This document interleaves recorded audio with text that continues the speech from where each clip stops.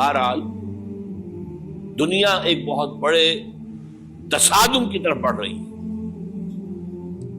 اب میں اس سے اگلی بات جو کہنا چاہتا ہوں اس کے لیے پہلے سے معذرت کروں. خوشخبری میں نے دی ہے تو بدخبری بھی مجھے دی.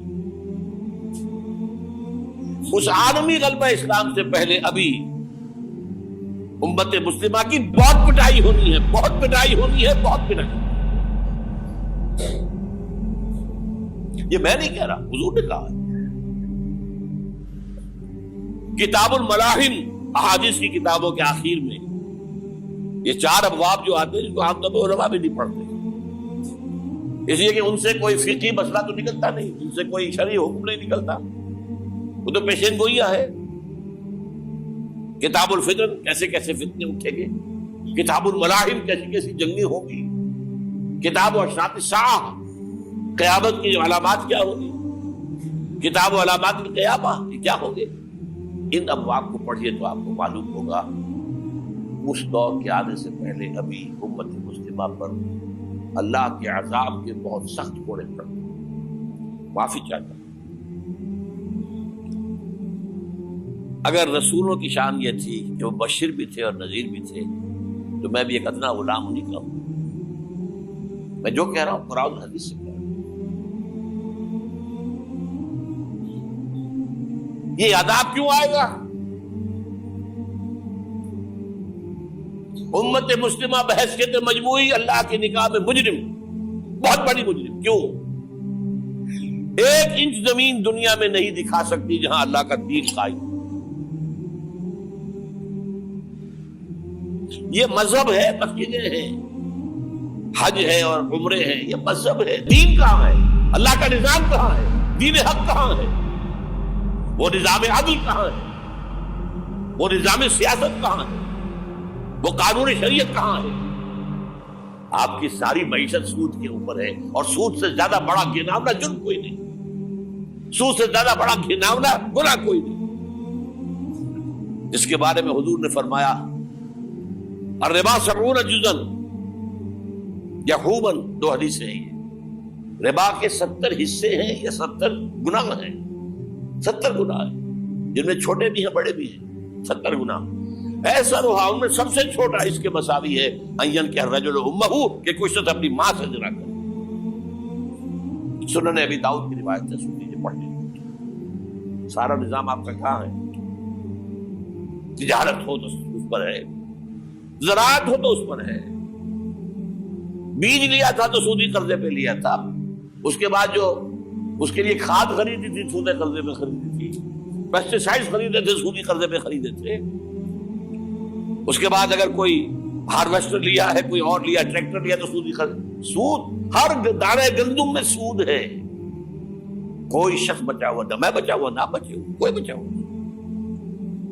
سارا کاروبار، ساری صنعت و حرفت، ساری حکومت، پوری حکومت، پوری قوم سود کے اندر جکڑی. ایک ایک شخص. کہاں ہے اسلام؟ آپ میری بات سمجھ لیجئے. اسلام کے 2 حصے کر لیجئے. اسلام بطور مذہب، اسلام بطور دین. اور یہ تو آپ قرآن پڑھتے ہیں، پورے قرآن میں مذہب کا لفظ تو آیا ہی نہیں ہے. حدیث کے ذخیرے میں بھی میری امکان، میرے معلومات کے تک کہیں نہیں.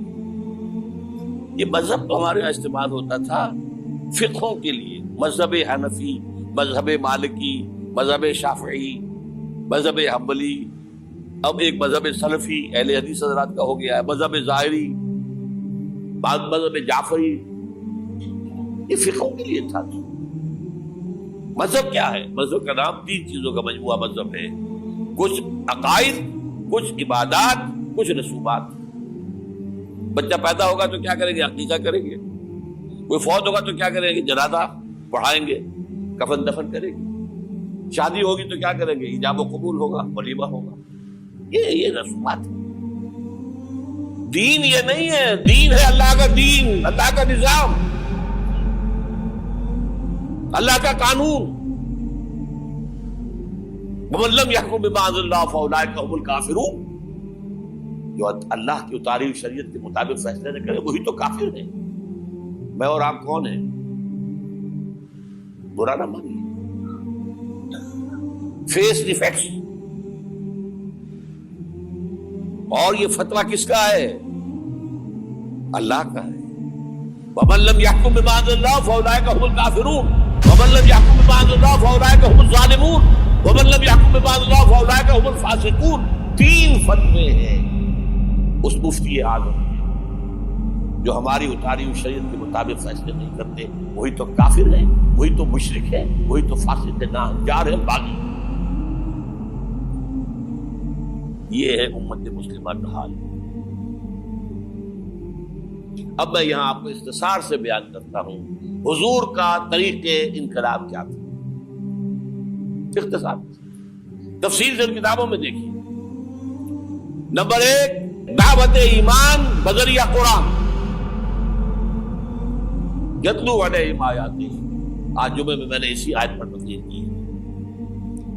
تلاوت آیات, قرآن پڑھ کے سناؤ, قرآن پڑھ کے سناؤ, قرآن پڑھ کے سناؤ. کہہ دو وہی تو ہے جس نے تم کو پیدا کیا اور تمہارے کان اور آنکھیں اور دل بنائے, مگر تم کم ہی احسان مانتے ہو.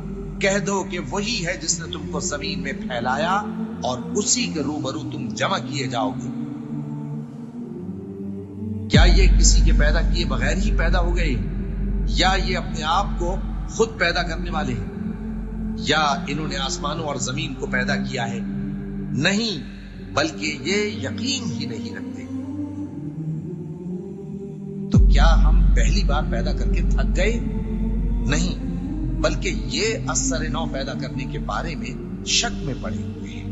اور ہم ہی نے انسان کو پیدا کیا ہے, اور جو خیالات اس کے دل میں گزرتے ہیں ہم ان کو جانتے ہیں, اور ہم تو رگ جان سے بھی زیادہ اس کے قریب ہیں. اور کافر انسان کہتا ہے کہ جب میں مر جاؤں گا تو کیا زندہ کر کے نکالا جاؤں گا؟ کیا ایسا انسان یاد نہیں کرتا کہ ہم نے اس کو پہلے بھی تو پیدا کیا تھا جبکہ وہ کچھ بھی چیز نہ تھا؟ جو تمہارے پروردگار کی قسم, ہم ان کو جمع کریں گے اور شیطانوں کو بھی, پھر ان سب کو جہنم کے گرد حاضر کریں گے اور وہ گھٹنوں پر گرے ہوئے ہوں گے. وہی زندہ کو مردے سے نکالتا ہے اور وہی مردے کو زندہ سے نکالتا ہے, اور وہی زمین کو اس کے مرنے کے بعد زندہ کرتا ہے, اور اسی طرح تم دوبارہ زمین میں سے نکالے جاؤ گے. اور اسی کی نشانیوں میں سے ہے کہ اس نے تمہیں مٹی سے پیدا کیا, پھر اب تم انسان ہو کر جا بجا پھیل رہے ہو. اس قرآن کے ذریعے سے دلوں میں ایمان پیدا ہو, یقین والا ایمان. دیکھیے, برا نہ مانے, مغالطے میں نہ رہیے. میرے اور آپ کے دلوں میں ایمان نہیں ہے, عقیدہ ہے. عقیدہ ہے, والدین سے ملا ہے. یقین والا ایمان کہاں ہے؟ اپنے گریبان میں جھانکیے, اللہ آپ کو توفیق دے. کیا مجھے واقعی یقین ہے کہ مجھے مرنے کے بعد جی اٹھنا ہے؟ کیا مجھے یہ واقعی یقین ہے کہ اصل زندگی آخرت کی زندگی ہے؟ کیا مجھے واقعی یقین ہے کہ قرآن اللہ کا کلام ہے؟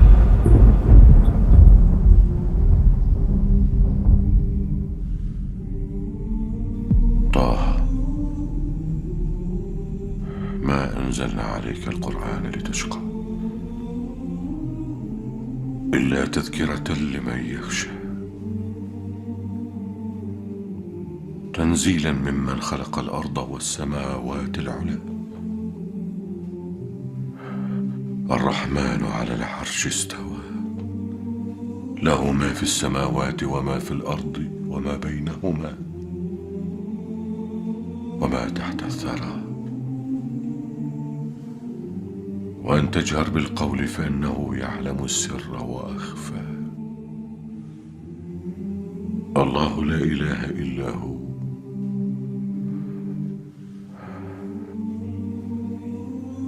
له الأسماء الحسنى. ٹٹولی اپنے دلوں کو. اگر یقین ہوتا کہ اللہ کا کلام ہے تو آپ اس کو سمجھنے کے لیے عربی بھی نہ سیکھ سکتے. انگریزی آپ پڑھیں, اور پڑھی آپ نے ایسی کہ انگریزوں کو پڑھا دے. کیا نہیں کیا, پی ایچ ڈیز کر رہے ہیں, کون کون سے فنون نہیں سیکھے, ڈاکٹر. اتنی عربی نہیں سیکھی دعویٰ ہے کہ تمہارا یقین تھا میری کتاب پر، اللہ پوچھے گا تمہارا سلوک کیا تھا میری کتاب کے ساتھ، تم نے پڑھا اس کو، سمجھا اسے سمجھنے کے لیے عربی سیکھی؟ نہیں، تو تم جھوٹ بول رہے ہو، تمہارا کوئی ایمان نہیں تھا میری کتاب۔ ما آمن بالقرآن من استحل محارمہ، جنہوں نے سود کو اپنے پورے نظام کی جڑ بنیاد بنایا ہو، ان کا ایمان کوئی ہے اللہ پر؟ حضور فرماتے ہیں کہ جس شخص نے حرام کسی شے کو اپنے لیے حلال کر لیا اس کا کوئی ایمان نہیں۔ دوبارہ آج بھی کرنا ہے تو دوبارہ ایمان پیدا کرنا ہوگا، ایمان، عقیدہ نہیں، ایمان، صرف لپ سروس نہیں، اقرار باللسان نہیں، تصدیق بالقلب۔ جو لوگ آئے جن کے دلوں میں ایمان پیدا ہوا پھر ان کا تزکیہ کیا، تطہیر فکر، تصفیہ قلب، تجلیہ روح، تزکیہ نفس، اندر کا باطن دھو دیا قرآن نے۔ جو بجاں در رفت جاں دیگر شمس، جاں چو دیگر شد جاں دیگر شمس۔ یہ قرآن جب کسی انسان کے اندر اتر جاتا ہے، اس کے اندر کی مکمل اوور ہالنگ، مکمل صفائی، دماغ کی صفائی غلط نظریات سے، دل کی صفائی غلط نیتوں سے، غلط ارادوں سے،